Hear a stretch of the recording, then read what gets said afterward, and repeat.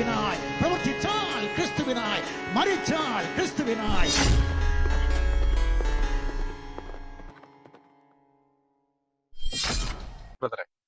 ഞാൻ പറയണതേ എന്റെ ബോധ്യങ്ങളെ ഞാൻ പ്രസന്റ് ചെയ്യും.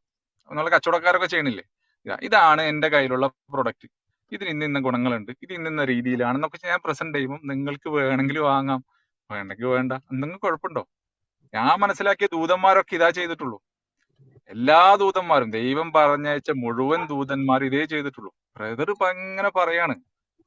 അതെ, അവിടത്തെ പ്രശ്നം അറിയോ? അവിടെ ബ്രദർ അല്ല, ഒരു മിനിറ്റ് ഞാനൊന്ന് പറഞ്ഞോട്ടെ. ഞാനൊന്ന്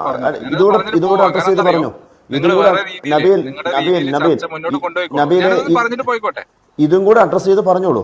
ഇതാണ് ഒരു ഒറ്റ ചോദ്യം കൂടെ നബീലിനോട്. ഇതാണ് നബീൽ പറഞ്ഞു, ഇതാണ് എൻ്റെ പ്രൊഡക്റ്റ്, ഇതിൻ്റെ ഗുണങ്ങൾ ഇന്നതൊക്കെയാണ്, വേണമെങ്കിൽ ഈ ഞാൻ നൽകുന്ന ഈ സാധനം നിങ്ങൾക്ക് വേണമെങ്കിൽ വാങ്ങാം എന്നൊരു എക്സാമ്പിൾ താങ്കളിപ്പോൾ പറഞ്ഞു.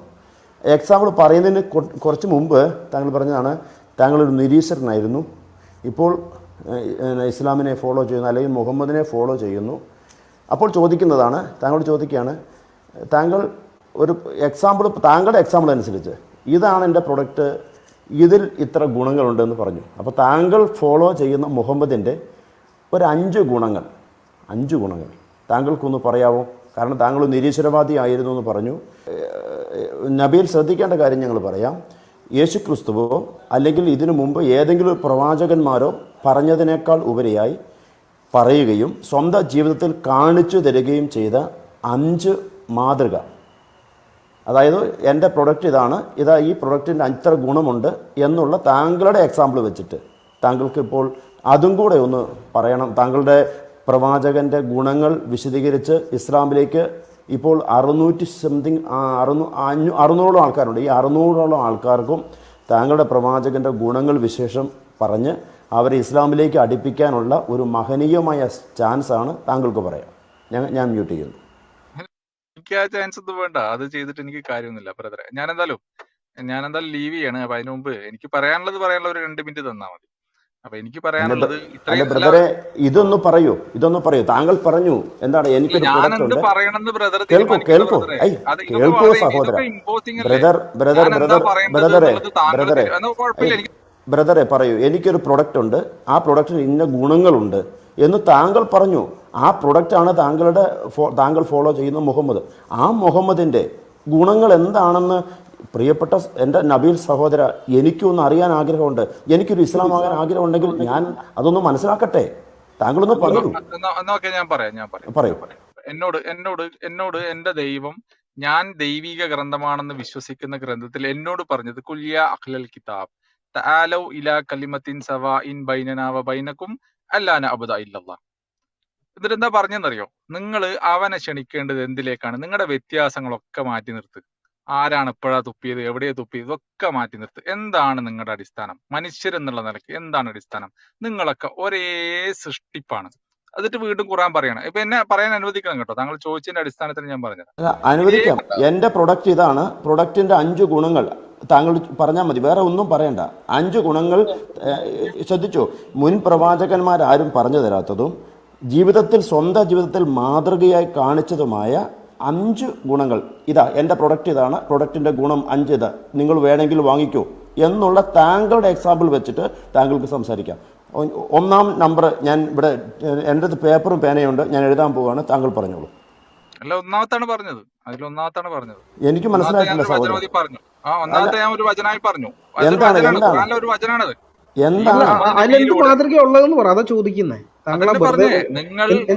നിങ്ങളുടെ സഹോദരങ്ങളെ നിങ്ങൾ വിളിക്കേണ്ടത് എന്തിലേക്കാണ്? ദൈവത്തിലേക്കാണ്. ഈ പ്രപഞ്ചത്തിന് ഒരു സൃഷ്ടാവുണ്ട്. നബീല് കൊണ്ടുവരേണ്ട പ്രൊഡക്റ്റിന് ഇതുവരെ ഇല്ലാത്തൊരു ക്വാളിറ്റി കൊണ്ടുവരാനാ പറഞ്ഞത്. നബീലെ മുഹമ്മദിന് മുമ്പ് അവിടെ ദൈവവിശ്വാസികൾ ഉണ്ടായിരുന്നു. ഖുറൈശികൾ മുഹമ്മദിനേക്കാൾ ഡീസന്റ് ആയിരുന്നു. അവർ വിഗ്രഹാരാധകരായിരുന്നെങ്കിലും മുഹമ്മദിനേക്കാൾ ഡീസന്റ് ആയിരുന്നു, ദൈവ വിശ്വാസികളായിരുന്നു. അപ്പം ദൈവവിശ്വാസം എന്നുള്ളത് മുഹമ്മദിന്റെ പ്രൊഡക്റ്റ് അല്ല, ഏകദൈവ വിശ്വാസം എന്നുള്ളത് മുഹമ്മദിന്റെ പ്രൊഡക്റ്റ് അല്ല. കാരണം അവിടെ നമുക്കറിയാം പാഴ്സികൾക്ക് അഹുരമസ്ത അവരുടെ ഏകദൈവമായിരുന്നു. യഹൂദര് ക്രൈസ്തവര് ഏകദൈവ വിശ്വാസികളായിരുന്നു. അപ്പം ഈ ഏകദൈവ വിശ്വാസം എന്നുള്ളത് മുഹമ്മദിന്റെ പ്രൊഡക്റ്റ് അല്ല. ദൈവവിശ്വാസം എന്നുള്ളത് മുഹമ്മദിന്റെ പ്രൊഡക്റ്റ് അല്ല. മനുഷ്യരെ സൃഷ്ടിച്ചത് ദൈവമാണെന്നുള്ളത് മുഹമ്മദിന്റെ പ്രൊഡക്റ്റ് അല്ല. അപ്പൊ നിങ്ങളുടെ പ്രൊഡക്റ്റ് ചീറ്റി ഡ്യൂപ്ലിക്കേറ്റ് ആയി. അപ്പൊ ഒന്നാമത്തെ നമ്പർ പോയി. ഇനി അടുത്ത പ്രൊഡക്റ്റിന്റെ ഗുണം പറയും. പ്രൊഡക്റ്റിന്റെ രണ്ടാമത്തെ ഗുണം പറയും. ഒന്നാമത്തെ ചീറ്റി പോയി, രണ്ടാമത്തെ പറയും. ഓക്കെ, രണ്ടാമത്തെ പറയാം. ഒന്നാമത്തെ എന്തായാലും നിങ്ങളുടെ പെർസെപ്ഷനിൽ ചീറ്റിപ്പോയി. ഇപ്പൊ ഞാൻ രണ്ടാമത്തെ പറയാം.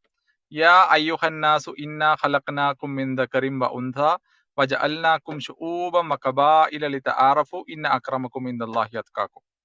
ഇതൊരു പ്രൊഡക്റ്റാണ്. നമ്മൾ ചർച്ച നടത്തുന്നത് മലയാളത്തിലാണ്. താങ്കൾ ദയവായി മലയാളത്തിൽ ചാപ്റ്റർ 49 13 വേഴ്സ് 13.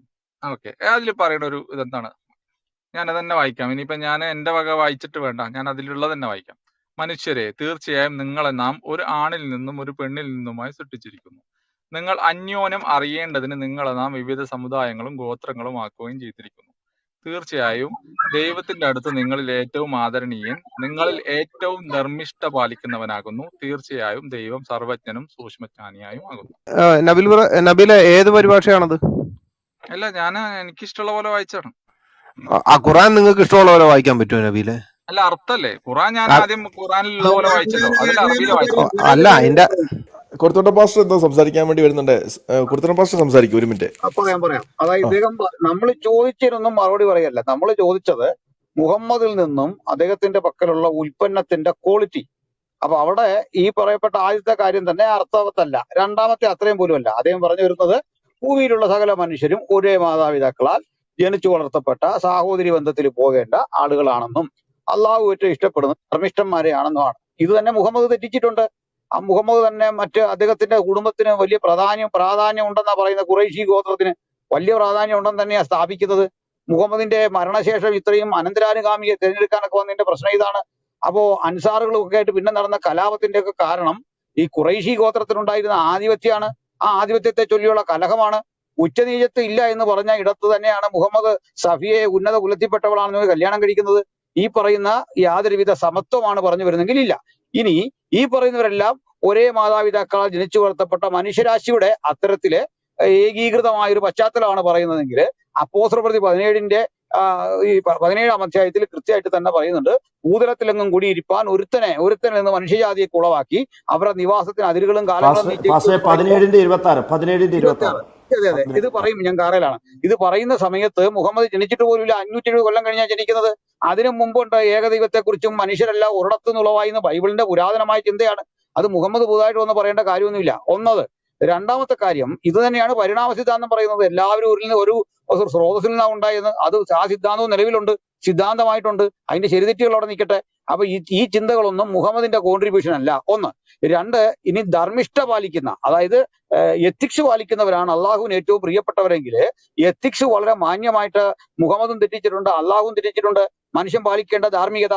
ഇനി അടുത്തൊരു ചോദ്യം കൂടി ഉരുത്തിരിയുകയാണ്. ഇദ്ദേഹം പറയുന്ന ഏറ്റവും മികച്ച ഉൽപ്പന്നം കയ്യിലുണ്ട് എങ്കിൽ താങ്കളുടെ ആ സൂപ്പർ സ്റ്റോറി കിട്ടാവുന്ന കാര്യങ്ങൾ എന്തൊക്കെയാ?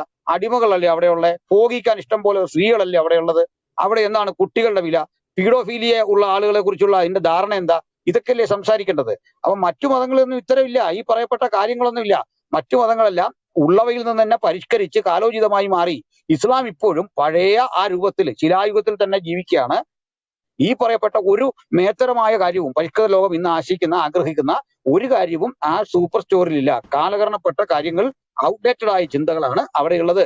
ആ സൂപ്പർ സ്റ്റോറിൽ മുമ്പേ പറഞ്ഞതുപോലെ വലങ്കൈ ഉടമപ്പെടുത്തി എണ്ണമറ്റ സ്ത്രീകള്, ആ സ്ത്രീകളുടെ മക്കളെ ഭോഗിക്കാം എന്നൊക്കെ പറയുന്ന പ്രാകൃത ദുരാചാരങ്ങളാണ്.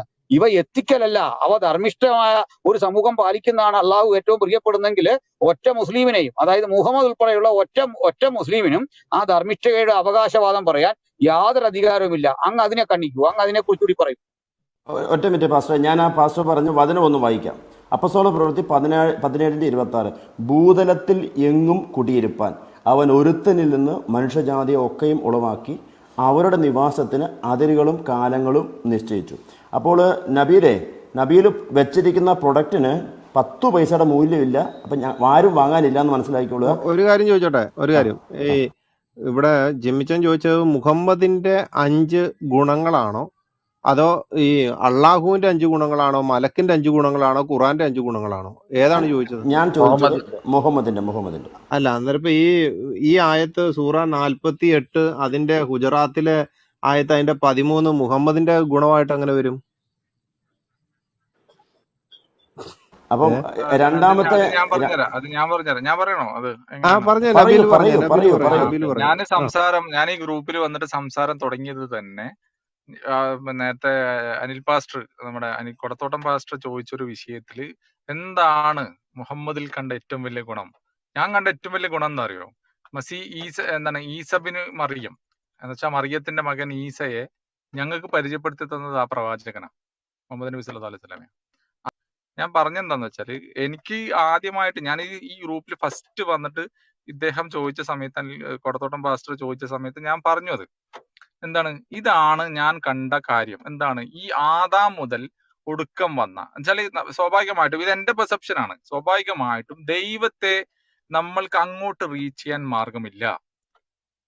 എനിക്കൊരു ബോധ്യം വന്നു, ഒരു പെർട്ടിക്കുലർ സിറ്റുവേഷൻ, അതെന്റെ ഒരു 25 വയസ്സായ സമയത്ത് എനിക്ക് ബോധ്യം വന്നു, ഞാൻ ഈ ഭൂമിയിൽ വെറുതെ ജീവിക്കുന്നവനല്ല, ഞാൻ അക്കൗണ്ടബിൾ ആണ്, എല്ലാ ജീവിവർഗത്തെ പോലെയല്ല എന്നൊക്കെ എനിക്ക് ബോധ്യപ്പെട്ടപ്പോ എന്തോ സംതിങ് എനിക്കൊരു ഗോള്, ഒരു ഹാൾ ടിക്കറ്റ് ഒക്കെ വാങ്ങിച്ചിട്ട് പരീക്ഷ എഴുതാവുന്ന രീതിയിലാണ് ഞാൻ ഉള്ളത് എന്ന് എനിക്ക് ബോധ്യം വന്നു. ഇത് എന്റെ കാര്യമാണ് കേട്ടോ, നിങ്ങൾക്ക് ആർഗ്യുമെന്റ്സ് ഉണ്ടാവാം, എന്റെ കാര്യമാണ്. എനിക്ക് ബോധ്യം വന്ന സമയത്ത് ഞാൻ മനസ്സിലാക്കി ഒരു എക്സ്റ്റേണൽ എക്സ്റ്റൻഷൻ തീർച്ചയായിട്ടും ഉണ്ട്. മരണത്തിന് ശേഷം ഞാൻ അക്കൗണ്ടബിൾ ആണ്, എന്നെ ചോദ്യം ചെയ്യപ്പെടും. ഇതിന് അനുസരിച്ചിട്ട് ഞാൻ നല്ല രീതിയിലാണ് ജീവിച്ചതെങ്കിൽ എന്നെ തീർച്ചയായിട്ടും എനിക്ക് പ്രതിഫലം കിട്ടും, അതല്ലെങ്കിൽ ഞാൻ തീർച്ചയായിട്ടും ശിക്ഷിക്കപ്പെടും. ഈ ബോധ്യം വന്നതിന് ശേഷം ഞാൻ കാര്യങ്ങൾ അന്വേഷിച്ച് ചെന്നിട്ട് എനിക്ക് മനസ്സിലായ കാര്യം എന്താണ്, ഈ പ്രപഞ്ചത്തിന് ഒരു നാഥനുണ്ട്, ഇതൊന്നും വെറുതെ ഉണ്ടായതല്ല, മനുഷ്യ ജീവിതം വെറുതെ അല്ല. ഇത് മനസ്സിലാക്കിയതിന് ശേഷം ഞാൻ അന്വേഷിച്ചല്ലാണ്. എന്റെ അപ്പൊ ഞാൻ പൊന്നാര ബ്രദറെ ഇടപെടുകയാണ്. നമ്മളിത് ബ്രദറോട് എന്താണ് ചോദിച്ച സുഹൃത്തെ ചോദ്യം ചോദിക്കുന്നതിന് എന്താണെന്നറിയോ? മറുപടിയാണ്. അജിത് ബ്രദറെ ചോദിച്ച ചോദ്യം എന്തറിയാവോ? താങ്കളുടെ കയ്യിലൊരു പ്രൊഡക്റ്റ് ഉണ്ട്, പ്രൊഡക്റ്റിന് നല്ല ഗുണമുണ്ട്, ആ പ്രൊഡക്റ്റിന്റെ ഗുണമാണ് ചോദിച്ചത്. 2 ഗുണവും പറഞ്ഞതും ചീറ്റിപ്പോയി. 3ാമത്തെ ഗുണം പറഞ്ഞത് ഈസാ നബിയെ വെളിപ്പെടുത്തി തന്നു എന്നാണ് പറഞ്ഞത്. ഈസാ നബിയെ കുറിച്ച് ഈ പ്രൊഡക്റ്റ് എന്താണ് വെളിപ്പെടുത്തിയത്?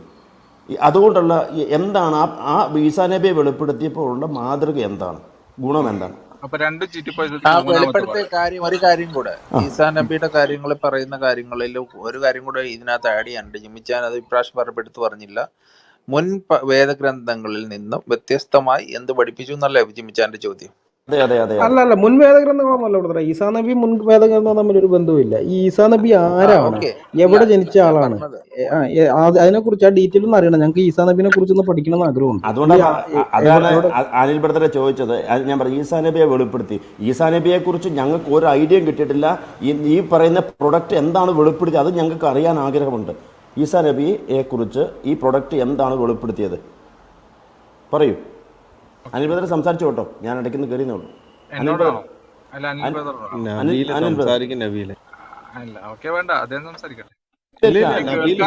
സംസാരിച്ചു. ഞങ്ങൾക്ക് ഞങ്ങൾക്ക് വേണ്ടതെന്ന് വെച്ച് കഴിഞ്ഞാൽ നബീലെ ഒരു പ്രസംഗമല്ല നബീലെ വേണ്ടത്. ഇപ്പം വ്യക്തമായിട്ട് അങ്ങ് പറഞ്ഞാൽ മതി, മുഹമ്മദിന്റെ ജീവിതത്തിൽ മുഹമ്മദ് ചെയ്ത് കാണിച്ച മാതൃക. അല്ല നബീൽ, ഇപ്പൊ ഞങ്ങള് ഇതായിട്ട് പറയും. ഇപ്പൊ ഞങ്ങളോട് ചോദിക്കുകയാണെങ്കിൽ ഇപ്പൊ യേശു ക്രിസ്തുവിലെ മാതൃക എന്ന് പറഞ്ഞാൽ ഞങ്ങൾ എണ്ണി ഞങ്ങൾ പറയും. ഇപ്പൊ ഏറ്റവും ഇതായിട്ട് പറയും, മറ്റാരും പറയാത്തൊരു കാര്യം ശത്രുക്കളെ സ്നേഹിക്കാൻ പറഞ്ഞതും അങ്ങനെയൊക്കെ ഉള്ളത് അതിനു മുമ്പ് ആരും പറഞ്ഞിട്ടില്ലാത്തൊരു സംഭവമാണത്. ഇതേപോലെ യേശുക്രിസ്തുവിന് മാത്രം നിസ്തുല്യമായിരിക്കുന്ന കുറച്ച് ഉപദേശങ്ങൾ ഞങ്ങൾ മുന്നോട്ട് വയ്ക്കുന്നത്. ഇത് ഒന്നുകിൽ അത് ചെയ്ത് കാണിച്ചത് വെക്കും, അല്ലെങ്കിൽ അദ്ദേഹം ഉപദേശിച്ചത് ഞങ്ങൾ വെക്കും. ഇത് ഞങ്ങൾ ചെയ്യും. അതുപോലെയാണ് ഞങ്ങൾ ഈ ചോദിക്കുന്നത്. അതിനു മുമ്പ് ആരും പറയുകയോ ചെയ്യുകയോ ചെയ്തിട്ടില്ലാത്തത്. കാരണം വേറെ ആൾക്കാർ പറഞ്ഞാണെങ്കിൽ പിന്നെ ഇദ്ദേഹം വരേണ്ട കാര്യമില്ല, അവരെ നമ്മൾ ഫോളോ ചെയ്താൽ മതിയല്ലോ. ഇദ്ദേഹം വന്നിട്ട് മറ്റാരും ചെയ്തിട്ടില്ലാത്തതും പറഞ്ഞിട്ടില്ലാത്തതുമായ കാര്യങ്ങളിൽ നിന്ന് പുതിയ ഒരു ഇതിലേക്ക് മാർഗദർശനം തന്ന് സാംസ്കാരികമായും എല്ലാ വിധത്തിലും നമ്മളെ പുതിയ ഒന്നിലേക്ക് കൊണ്ടുവന്ന് അങ്ങനെ മാറ്റിക്കൊണ്ടുവന്ന് ആ വിധത്തിലുള്ള ഒന്ന് എന്താണ് 5 ചോദിക്കുന്നത്. നമ്മളത് മനസ്സിലാക്കുക. അതും ചീറ്റിപ്പോകും, എനിക്കറിയാം. മലയാളത്തിൽ ദൈവമേകനാണ്. ഒരു കാര്യം കൂടെ പറഞ്ഞ നബീല് ക്ലിയർ ആക്കി കൊടുക്കാൻ. നബീൽ ഇതുവരെ ക്ലിയർ ആയിട്ട് മനസ്സിലാകും. നബീല് മുഹമ്മദ് നബി മാത്രം പറഞ്ഞതും അതിനു മുമ്പേ ആരും ചെയ്യാത്തതുമായ കാര്യമാണ് ഏകദൈവ വിശ്വാസം. നേരത്തെ ഇവിടെ അനിലച്ചാൻ ഉൾപ്പെടെ ആരണ്ടൊക്കെ എടുത്തു പറഞ്ഞായിരുന്നു, അതിന് മുന്നേ ആരൊക്കെ ചെയ്തു എന്നും അതെവിടെയൊക്കെ ഉണ്ടായിരുന്നു എന്നും ഉൾപ്പെടെ ഉള്ളത് നബീല് കേട്ടിരുന്നു. അപ്പൊ നബിയിൽ മനസ്സിലാക്കാത്തതാണ്. അതിന് മുന്നേ ആരും ചെയ്തിട്ടില്ലാത്തൊരു ക്ലോസ് വെച്ചേക്കുന്ന റീസൺ അതാണ്. അപ്പോഴേ മുഹമ്മദിന് അവിടെ പ്രസക്തി വരുന്നുള്ളൂ, മനസ്സിലായോ? അല്ലെങ്കിൽ മുഹമ്മദ് നബിക്ക് അവിടെ പ്രസക്തി വരുന്നില്ല. കാരണം അതിന് മുന്നേ ചെയ്ത വ്യക്തികൾ ചെയ്ത കാര്യങ്ങൾ വീണ്ടും ആവർത്തിക്കുന്നതിനകത്ത് എന്ത് പ്രസക്തിയാണുള്ളത്? ആ പ്രസക്തിയാണ് ഇവിടെ കൊണ്ടുവരാൻ വേണ്ടിയിട്ട് ഇവരെല്ലാം ഈ ചോദ്യം ചോദിക്കുന്നത്. നബിലിന് കാര്യം വ്യക്തമായി ഞാൻ പ്രതീക്ഷിക്കുന്നു. നബിൽ നിന്ന് ഉത്തരം പറയും. എനിക്ക് മനസ്സിലായി. ഞാൻ എന്താ വെച്ചാൽ അങ്ങനെ പോവാത്ത എന്താ അറിയോ, ഞാനിപ്പോ പറഞ്ഞാൽ യേശു ക്രിസ്തു തന്നെയാണ് ഈസാ നബി എന്ന് പറയുന്നത്, നിങ്ങൾ പറയും അതൊക്കെ നിങ്ങളുടെ വാദമല്ലേ പറയും. ഞങ്ങളുടെ യേശു വേറെ, നിങ്ങളുടെ ഈസ വേറെ, ഞങ്ങളുടെ മോശ വേറെ, നിങ്ങളുടെ തീർച്ചയായും തീർച്ചയായും തീർച്ചയായും 100% ഞങ്ങളുടെ ആദം വേറെ, ഞങ്ങളുടെ ആഡം അതെ വേറെ, അതെ നിങ്ങളുടെ അതെ അതെ ആദം അതെ വേറെ. അതെ കാരണം ഇങ്ങനെ നിങ്ങളുടെ പറയുമ്പോ നിങ്ങളുടെ ഞാൻ അല്ല എന്താണ് അല്ല എനിക്കൊന്ന് എന്നാ ഞാൻ പിന്നെ പറഞ്ഞുതരാം പറഞ്ഞത് അതെന്തുകൊണ്ട് ഞങ്ങൾ എന്തുകൊണ്ട് അങ്ങനെ പറയുന്നത് മനസ്സിലാക്കി. ഇപ്പൊ ആദമിനെ കുറിച്ച് പറയുന്നത് ബൈബിളിൽ ആദം എന്ന് പറയുന്നത് നമ്മളെ പോലെയൊക്കെ തന്നെയുള്ള സാധാരണ മനുഷ്യനായിട്ടാണ് കാണുന്നത്. പക്ഷെ ഖുറാനിൽ അല്ല ഈ ഇസ്ലാമിനകത്തുള്ള ആദം എന്ന് പറയുന്ന ആ കഥാപാത്രം ഉണ്ടല്ലോ, ഹദീസുകൾ നോക്കിയാൽ കഴിഞ്ഞാൽ കാണാം അദ്ദേഹം അള്ളാഹുവിന്റെ സാദൃശ്യത്തിലാണ്, സാദൃശ്യത്തിലും ഇതൊക്കെ ആയിട്ട് സൃഷ്ടിച്ചു. അദ്ദേഹത്തിന് എത്രയാണ് 90 മുഴം 60 മുഴം 60 മുഴം ഉയരം എന്ന് വെച്ചാൽ 90 അടി ഹൈറ്റ്. അള്ളാഹുവിന്റെ ഹൈറ്റ് ആണ് 90 അടി. അപ്പൊ 90 അടി ഉയരം അദ്ദേഹത്തിന് ഉണ്ടായിരുന്നു പറഞ്ഞത്. അതെങ്ങനെയാണ് ബൈബിളിൽ ആദമാകുന്നത്? ബൈബിളിൽ ആദം നമ്മളെ പോലത്തെ സാധാരണ മനുഷ്യനാണ് ഒരു 6 അടി അല്ലെങ്കിൽ ഒരു പരമാവധി ഒരു 6 അടിയൊക്കെ വരാമായിരിക്കും, നമുക്കറിയില്ല. എന്നാൽ അത്രയൊക്കെ ഉള്ളൂ. ഇതങ്ങനെ ഇത് 60 മുഴം ഉയരം എന്നാ പറഞ്ഞത്. 60 മുഴം എന്ന് പറഞ്ഞാൽ 90 അടി ഹൈറ്റ്. അതെങ്ങനെയാണ് സുഹൃത്ത് ഞങ്ങളുടെ ആദമാകുന്നത്? ആകില്ല. അതാ പറയുന്നത് രണ്ടാണെന്ന് ഞങ്ങൾ പറയുന്നത്. താങ്കൾ അതും മനസ്സിലാക്ക്. അല്ലെങ്കിൽ ഇനി ഇബ്രാഹിമിന്റെ കാര്യം നോക്കിയാലും ഇതേപോലെ തന്നെയാണ്. മൂസാ നബിയുടെ കാര്യം കൊണ്ടുവന്നാലും ഞങ്ങൾ ഇതാക്കി തരാം. ഇനി ഈസാ നബി യേശു കൊണ്ട് അപ്പോഴും ഞങ്ങൾ വ്യത്യാസങ്ങൾ എടുത്ത് കാണിച്ചു തരാം. ഇത് രണ്ടാണ്, ഒരിക്കലും ഒന്നാവില്ല. നിങ്ങൾ അങ്ങനെ ഒന്നാണെന്ന് പറയുന്നത് നിങ്ങളെ വഞ്ചിച്ചിരിക്കുകയാണ്, പിശാച് വഞ്ചിച്ചിരിക്കുകയാണ്, തെറ്റിദ്ധരിപ്പിച്ചിരിക്കുകയാണ്, സത്യത്തിൽ നിങ്ങൾ അകറ്റിക്കളഞ്ഞിരിക്കുകയാണ്. അതുകൊണ്ട് നിങ്ങൾ അത് അങ്ങനെയാണെന്ന് പറഞ്ഞു നടക്കുന്നത്. പക്ഷെ നിങ്ങൾ പ്രമാണം വെച്ച് നോക്ക്. ഉസ്താദുമാരെ വിട്, നിങ്ങൾ ഉസ്താദുമാർ പറഞ്ഞത് വിട്. നിങ്ങളുടെ പുസ്തകത്തിൽ എന്താ എഴുതിയിരിക്കുന്നത് നിങ്ങൾ നോക്ക്. എന്നിട്ട് അതിനെക്കുറിച്ച് മുൻ വേദഗ്രന്ഥം എന്ന് പറഞ്ഞിരിക്കുന്ന വേദഗ്രന്ഥത്തിൽ ഇതിനെക്കുറിച്ച് എന്താ എഴുതിയിരിക്കുന്നത് രണ്ടും തമ്മിൽ നിങ്ങൾ താരതമ്യം ചെയ്ത് നോക്ക്. ഞങ്ങളൊന്നും വേണ്ട, ഞങ്ങളെയൊക്കെ വിട്ടേക്ക്, ഇടനിലക്കാരായിട്ട് ഞങ്ങൾ നിൽക്കുന്നില്ല. നിങ്ങൾ സ്വയം ഒന്ന് താരതമ്യം ചെയ്ത് നോക്ക് രണ്ടും തമ്മിൽ. എന്നിട്ട് രണ്ടും ഒന്നാണോ നോക്ക്. അപ്പൊ നമ്മൾ താരതമ്യം ചെയ്ത് നോക്കുമ്പോൾ സാമ്യങ്ങൾ നോക്കരുത്, ഒരു കാരണവശാലും സാമ്യങ്ങൾ എടുക്കരുത്, വ്യത്യാസങ്ങൾ ഉണ്ടോ നോക്കണം. അത് ഉദാഹരണം ഞാൻ മനസ്സിലാക്കാൻ വേണ്ടി പറയാം. താങ്കൾക്ക് ഇപ്പോൾ ഒരു കള്ളനോട്ട് കിട്ടിയെന്ന് സംശയം തോന്നുന്നു, താങ്കളുടെ കയ്യിൽ കിട്ടിയ 500 നോട്ട് കള്ളനോട്ടാണെന്ന് സംശയം തോന്നിയാൽ താങ്കൾക്ക് ഉറപ്പുള്ള ഇന്ത്യ ഗവൺമെന്റ് ഇറക്കിയിരിക്കുന്ന, റിസർവ് ബാങ്ക് ഇറക്കിയിരിക്കുന്ന ഒറിജിനൽ നോട്ട്, താങ്കൾക്ക് നല്ല ഉറപ്പുള്ള ഒരു സാധനവുമായിട്ട് ആ നോട്ടുമായിട്ട് ഒറിജിനലുമായിട്ട് താങ്കൾ താരതമ്യം ചെയ്ത് നോക്കും. താരതമ്യം ചെയ്ത് നോക്കുമ്പോൾ 99 സാമ്യം കണ്ടേക്കാം. 99 എണ്ണവും സാമ്യം, ഒരെണ്ണമേ ഉള്ളു വ്യത്യാസം ഉണ്ടെങ്കിൽ താങ്കൾ ആ ഒരു വ്യത്യാസം എടുത്തിട്ട് അതിന്റെ അടിസ്ഥാനത്തിൽ പറയും ഇത് വ്യാജന എന്ന് പറയും, അല്ലെ? നമ്മളെല്ലാവരും അതാ ചെയ്യുന്നത്. ഇവിടെ അത് തന്നെ ചെയ്യണ്ടേ. പണത്തെക്കാളും വലുതല്ലേ സുഹൃത്ത് ആത്മാവ് എന്ന് പറയുന്നത്? പണത്തിനേക്കാളും എത്രയോ വലുതാണ് ആത്മാവ്. എത്രയോ നല്ല ആത്മാവിന്റെ മകളെ വില ഉള്ളതൊന്നുമില്ല. അപ്പൊ അങ്ങനെയുള്ള ഒരു ആത്മീയ കാര്യത്തിലേക്ക് വരുമ്പോ എന്തിനാ സാമ്യം നോക്കുന്നേ? സാമ്യം അങ്ങ് എടുത്ത് തോട്ടിക്കളാം. വ്യത്യാസം ഉണ്ടോ നോക്കും. ഒറ്റ വ്യത്യാസം ഉണ്ടെങ്കിൽ അതിന്റെ അടിസ്ഥാനത്തിൽ ഇത് രണ്ടാണെന്ന് പറ. അതാണ് ശരിയായത്. എന്നിട്ട് അതിലേതാണ് സത്യം, ഏതാണ് ശരിയെന്ന് അന്വേഷിച്ച് താങ്കൾ കണ്ടുപിടിച്ചോ. ഇത്രേ പറയുന്നുള്ളൂ ഞങ്ങൾ. അതായത് അങ്ങ് പറഞ്ഞു ഞങ്ങൾ സംസാരിക്കുന്ന കാര്യങ്ങൾ താങ്കൾക്ക് ഇഷ്ടപ്പെടുന്നില്ല, എങ്കിലും അത് കേൾക്കുന്നു മര്യാദയുടെ ഭാഗമായിട്ട്. താങ്കൾ പറയുന്നത് ഞങ്ങൾ കേൾക്കാൻ ഒരു ബുദ്ധിമുട്ടും ഇല്ല, പക്ഷെ അത് കണ്ടന്റ് ഇല്ലെന്നുള്ളതാണ്. കണ്ടന്റ് ഇല്ലെന്ന് പറഞ്ഞാൽ താങ്കൾക്കും അറിയാം താങ്കൾ പറയുന്നത് ഉത്തരമല്ല. ഞങ്ങൾ ചോദിച്ചത് നിസ്സാര കാര്യമാണ്, വളരെ നിസ്സാരമായ കാര്യം. അത് താങ്കളുടെ പ്രശ്നമായിട്ട് ഞാൻ കാണുന്നില്ല. കാരണം ഇത് ഞങ്ങൾ അക്ബർ സാഹിബിനോടും മുഹമ്മദ് ഈസിയോടും ഒക്കെ വർഷങ്ങളായിട്ട് ചോദിക്കുന്ന ചോദ്യമാണ്. അത് ഇന്ന് നിങ്ങൾ പറയാൻ പറ്റിയാല് സമൂഹത്തിന് അത് ഏറെ പ്രയോജനപ്പെടും. അവരിൽ നിന്ന് വിഭിന്നമായിട്ട് താങ്കൾ കണ്ടെത്തിയ അള്ളാഹുവിലും ഖുറാനിലുമുള്ള ചില മൂല്യങ്ങളെ കുറിച്ച് താങ്കൾ പറയാൻ പറ്റുമെങ്കിൽ ഞങ്ങൾ എത്രയോ സന്തോഷവാന്മാരാണ്. അവിടെ പ്രശ്നം തിരികെയാണ്. മാത്രമല്ല, ഒന്ന് പറഞ്ഞു, ഞങ്ങൾ പറയുന്ന ആ കാര്യങ്ങൾ താങ്കൾക്ക് സ്വീകാര്യമല്ല, അല്ലെങ്കിൽ അത് ഇഷ്ടപ്പെടുന്നില്ല. എന്താണെങ്കിൽ ഇഷ്ടപ്പെടാത്തവ? ആയിഷയുടെ വിവാഹകാരിയാണോ, അതല്ലെങ്കിൽ മുമ്പേ പറഞ്ഞ ഹഫ്സയുടെ വിഷയമാണോ, മാര്യത്തിനെ പ്രാപിച്ച വിഷയമാണോ? ഇങ്ങനെയൊക്കെയുള്ള കാര്യങ്ങൾ താങ്കൾക്ക് ഇഷ്ടമല്ല, അല്ലെങ്കിൽ ഞങ്ങൾ അതൊക്കെ പറയുന്നുണ്ട്. ഞങ്ങൾ അത് പറയുന്നത് ഇഷ്ടമല്ലെന്നാണോ, നബി അത് ചെയ്തത് ഇഷ്ടമല്ലെന്നാണോ? നബി അത് ചെയ്യുകയും ഞങ്ങൾ പറയുകയും ചെയ്യുന്നത് ഇഷ്ടമല്ലെന്നാണോ, അത് രണ്ടും ഇഷ്ടമല്ലെന്നാണോ? ഇനി അതുമല്ല, അതിലൂടെ ഞങ്ങൾ എന്തെങ്കിലും ഒരു വ്യാഖ്യാനം കൊണ്ടുവരാൻ ശ്രമിക്കുന്നെങ്കിൽ അതിഷ്ടമല്ലെന്നാണോ? അവിടെ ഞങ്ങൾ ആരും ഇന്നേ വരെ ഒരു വ്യാഖ്യാനം അതിൽ കൊണ്ടുവരുന്നില്ല. ഞങ്ങൾ ലിറ്ററലി അതിനെ എടുക്കുകയാണ് ചെയ്തത്. മുഹമ്മദ് അത്തരം കാണിച്ച രീതികളൊന്നും ഒരു പ്രവാചകൻ പോയിട്ട് ഒരു മനുഷ്യന് ചേർന്നവയല്ല. അതാണെന്ന് തെളിയിക്കേണ്ട ബാധ്യതയാണ് നിങ്ങൾക്കുള്ളത്. അതിന് നിങ്ങൾ ഖുറാനിൽ നിന്നോ മറ്റേ ഇതിൽ നിന്നൊക്കെ ഉദ്ധരിച്ചിട്ട് അങ്ങനെയല്ല, ഇത് അതിനു വേണ്ടി തന്നെയാണ്, അതിലൊത്തിരി ഗുണമുണ്ട്, ഇന്ന കാര്യങ്ങളുണ്ട്, അത് മാതൃകാപരമാണ്, ഇവയാണ് നിങ്ങൾ സ്ഥാപിക്കേണ്ടത്. ഇനി ഒരു കാര്യം കൂടെ, ഇങ്ങനെ ഉള്ള ഒരു ശൈലി ഒരു മനുഷ്യനെ ഏതൊരു രൂപത്തിലാണ് യുക്തിവാദിയായ ഒരാൾക്ക് ഇത്തരം ഒരാളെ പിൻപറ്റാൻ തോന്നിച്ച ആ ഘടകങ്ങൾ എന്തൊക്കെയാണ്? അതിന് താങ്കൾ പറയുന്നത് ഏകദൈവത്തെ കുറിച്ച് പറഞ്ഞു, സഹോദരന്മാരാണെന്ന് പറഞ്ഞു.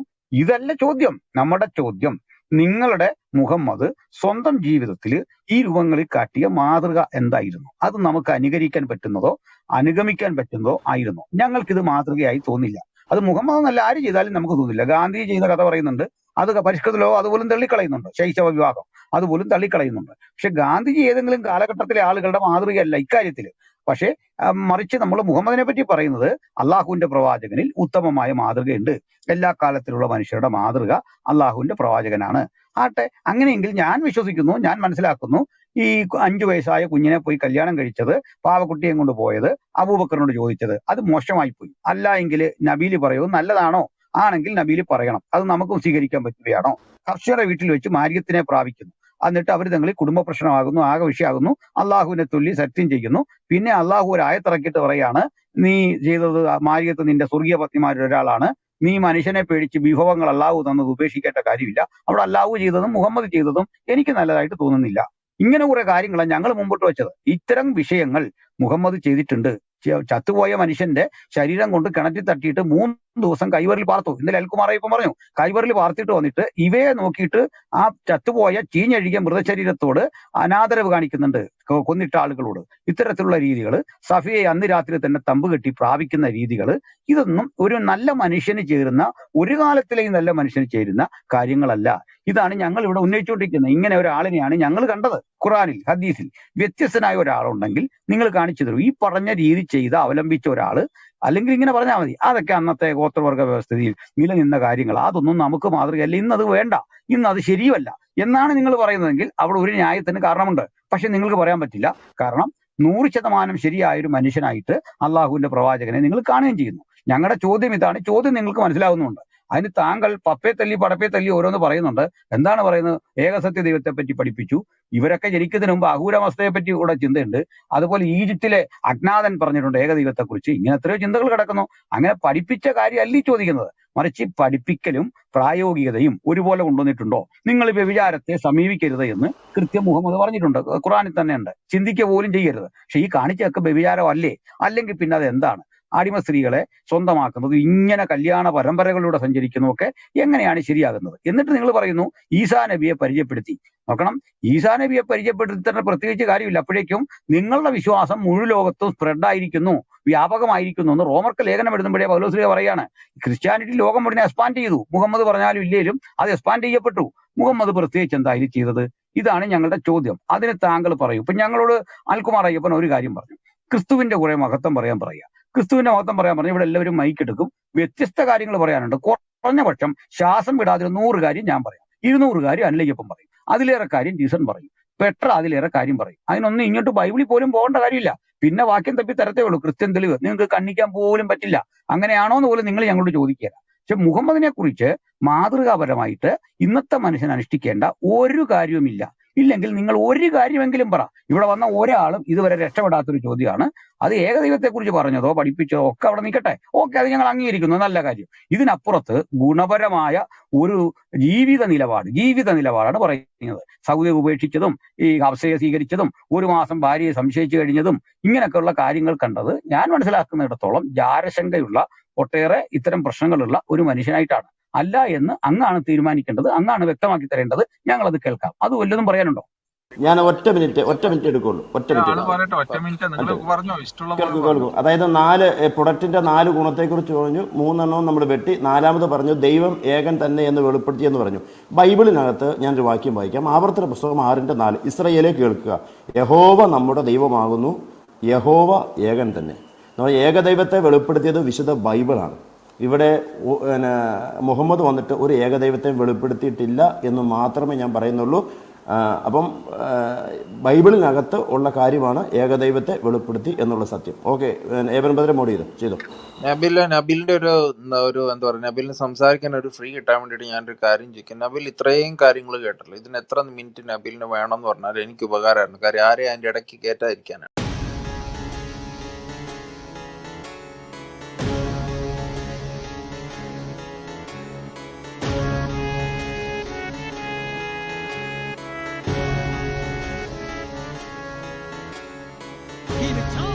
ക്രിസ്തുവിനായി പ്രവർത്തിച്ചാൽ ക്രിസ്തുവിനായി, മരിച്ചാൽ ക്രിസ്തുവിനായി.